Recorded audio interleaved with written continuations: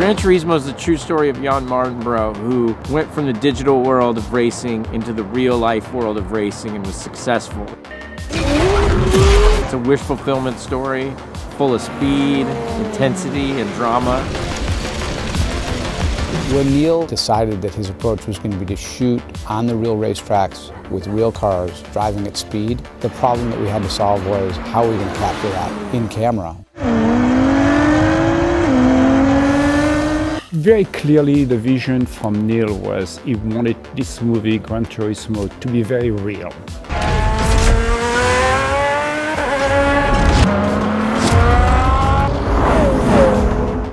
The big challenge is how you're going to shoot something where you're going to go with cameras, with cars that's going to go at full speed, 200 miles an hour, and how do you going to capture this? So that was the challenge, to find the technology and the means to go about it.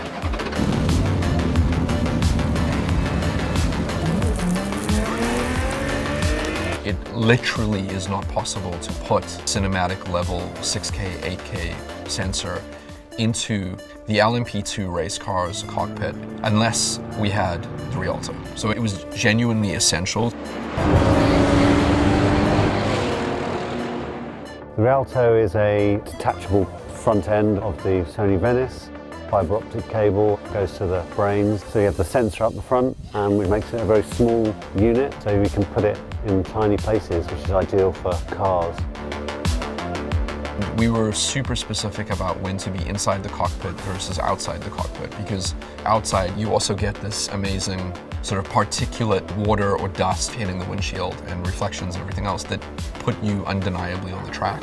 But if you want to get intimate and be in the cockpit, that is 1,000 tons. Well, not reality.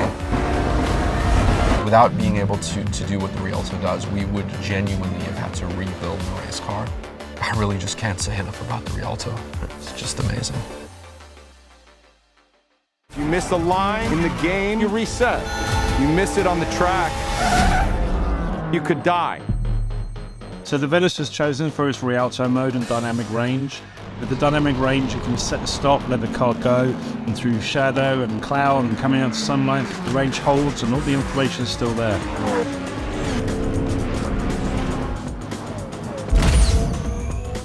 I love the sensor, I love the contrast, I love the saturation of the color.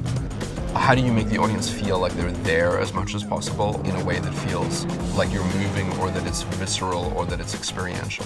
Most of that comes down to photography style choices. I think the challenge was really trying to find different angles that you do not see on a regular TV program about cars.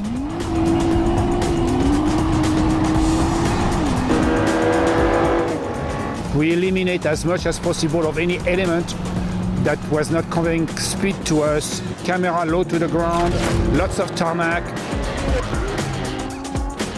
This movie is extravagant. It goes all around the world. Several of the most famous racetracks on the planet. We have exotic cars from Lamborghinis to McLarens, all the way to LMPs, Le Mans prototypes. And we had all these cars going up to 200 miles an hour on the track, just inches away from other cars going the same speed. We were really able to race in a way that's never been done on film before. Race back on, let's go, let's go! Look, safety's left, okay? I mean, the speed these cars are going, the heads we're using, we're not using fully stabilized. It's very raw, very gnarly, especially the nice stuff in the rain. It's very aggressive, raw looking footage is great. I think it will be a fantastic up on the big screen.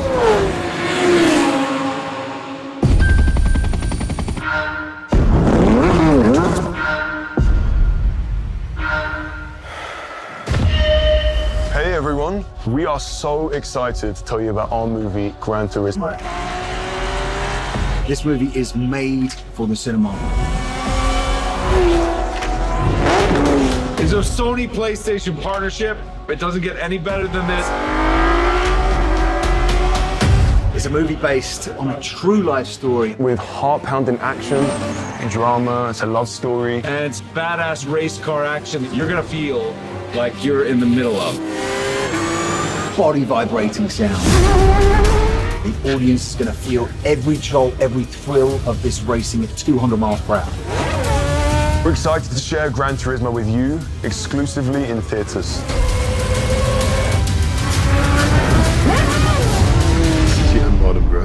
and he is a young British race car driver. My obsession as a child was to become a racing driver. He had no understanding of the racing world apart from a video game. I started playing Gran Turismo on the PlayStation, and then when I was 19, I remember seeing it on a normal TV advert, GT Academy, a chance to become a professional racing driver for Nissan. I didn't have any experience driving anything, and then 8 months later, I'm driving this car at 140 miles an hour. He's sitting on a couch playing a video game, and he winds up becoming a great race car driver. But to have a film made about it, I never thought that was even possible. I think it's maybe the first film ever where there's a film being made about someone's life and they are stunt driving in the film. Arriving on set, it's very surreal. The scale and the attention to detail in the car, it blew my mind. I have nothing but respect for Jan. Being in the car is the most difficult thing I have ever done.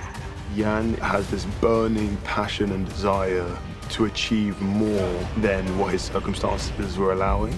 That is unbelievably inspiring. You ready to bring this home? Let's go.